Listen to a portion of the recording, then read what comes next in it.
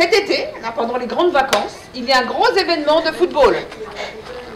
Allez, toi, les garçons. Mais c'est pas tout. Il y a aussi une Coupe du Monde des filles. Des filles qui ont, pas les grandes. Cette exposition a un but majeur, c'est celui de faire adhérer la population bretonne à la Coupe du Monde U20 qui a lieu en Bretagne l'été prochain, du 5 au 24 août. C'est quand même un gros événement, une Coupe du Monde en France c'est assez rare. Et c'est la Coupe du Monde des jeunes qui est préalable à la Coupe du Monde d'équipe de France A féminine en 2019, cette fois dans tout le territoire français. Donc ce musée, cette exposition itinérante, elle a pour objectif de présenter ce qu'est et surtout ce qu'a été cette histoire de l'équipe de France féminine, une histoire qui a débuté pour les anciennes il y a 50 ans, mais pour les jeunes il y a 20 ans, et une histoire au cours de laquelle on a remporté beaucoup de titres de champion du monde et de champion d'Europe, donc c'est d'exhumer un peu cette histoire et de la présenter à la population bretonne. La particularité de cette expo, c'est que c'est l'objet qui raconte une histoire, donc cette expo elle a une âme quelque part, c'est-à-dire que chaque objet a une vraie histoire chargée d'émotions. Égalité, c'est l'égalité d'accès à la pratique. C'est pas encore totalement acquis, ça progresse beaucoup. Aujourd'hui, l'accès aux installations est encore un petit peu fragile dans certains endroits.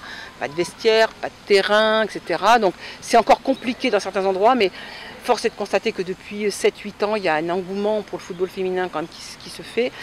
Bien sûr qu'on n'arrivera pas à égaliser. Il y a 2 millions de licenciés en France, il y en a 137 000 à peu près en féminine. Donc je veux dire, le rapport c'est de 6% à peu près. Donc on ne peut pas parler d'égalité de nombre, en tout cas on renforce l'accès des filles dans les clubs. Dirinon en est un exemple parfait. Dirinon qui a été le premier club labellisé école féminine en France. C'est aussi un petit peu pour ça qu'on est là aujourd'hui, parce que c'est vraiment un club modèle. Donc voilà, ça vient. Les éducateurs arrivent, les clubs s'y mettent, mais c'est encore loin d'être ça en termes d'égalité de nombre. Maintenant, je vous dis, on a un souci à la fédération, c'est d'intégrer des filles dans les organes, et des femmes surtout dans les organes d'organisation et de décision pour favoriser l'émergence d'équipes féminines. Et à quoi elles jouent les filles? Au foot. Très bien. Et elles jouent? Je voudrais qu'on voit plus de foot féminin à la télé. Non. Donc C'est pareil. c'est pareil. Pour les deux, c'est bien aussi. Toi, t'aimes bien regarder les matchs des garçons? Et toi, t'as déjà vu un match de foot féminin? Non. Jamais.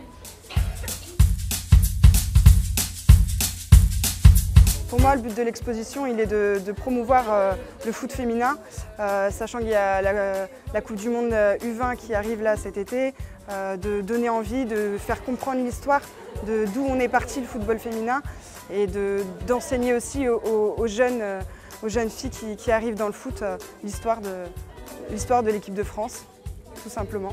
Je leur souhaite bon courage, de vivre ce qu'elles ont envie de vivre, de se donner à fond, de les prévenir quand même que c'est des sacrifices. Pour arriver à ce statut-là, il faut faire énormément de sacrifices, se donner à fond et se faire plaisir. Donc qu'elles profitent et qu'elles s'amusent.